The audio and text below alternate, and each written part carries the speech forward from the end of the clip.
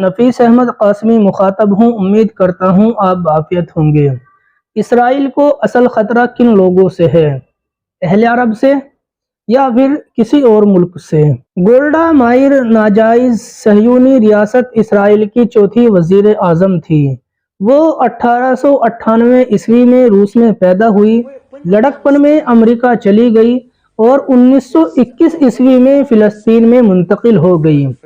فلسطین پر قبضہ کر کے بنائی جانے والی ناجائز ریاست کی سفیر، پھر وزیر خارجہ اور 1969 عیسوی سے 1972 عیسوی تک وزیر اعظم رہی۔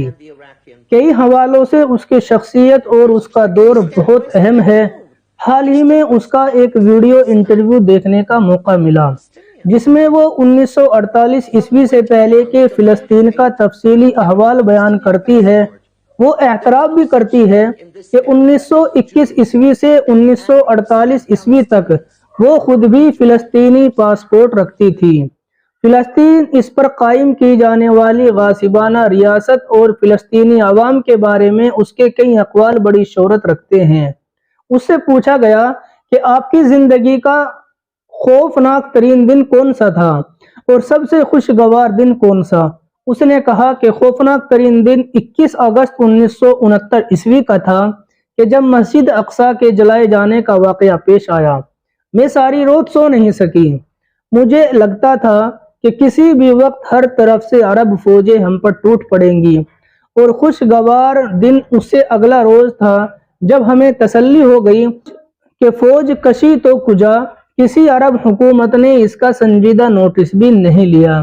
پھر وہ کہتی ہے کہ ہمیں ان عربوں سے گھبرانے کی ضرورت نہیں، البتہ ہمیں اس دن سے ضرور ڈرنا چاہیے کہ جب ان کی مسجدوں میں نماز فجر کے لیے اتنے لوگ آنا شروع ہو جائیں گے جتنے لوگ ان کی نماز جمعہ میں آتے ہیں۔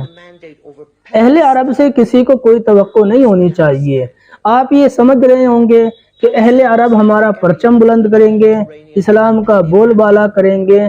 اگر آپ کے ذہن و اذہان میں بھی ایسا چل رہا ہے تو یہ غلط ہے، کیونکہ اہل عرب کی کرتوتوں کو دیکھ کر ہی احمد فراز یہ لکھ کر چلے گئے کہ پڑھتا ہوں تو کہتی ہے یہ خالق کی کتاب ہے، مثل یہودی سعودی بھی عذاب، اس قوم کی حالت پر کیا لکھوں فراز، کعبے کی کمائی سے جو پیتی ہوں شراب۔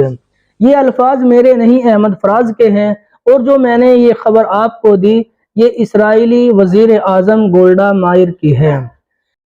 یہ پورا انٹرویو یوٹیوب کے اوپر موجود ہے، آپ اس کو وہاں پر بھی دیکھ سکتے ہیں۔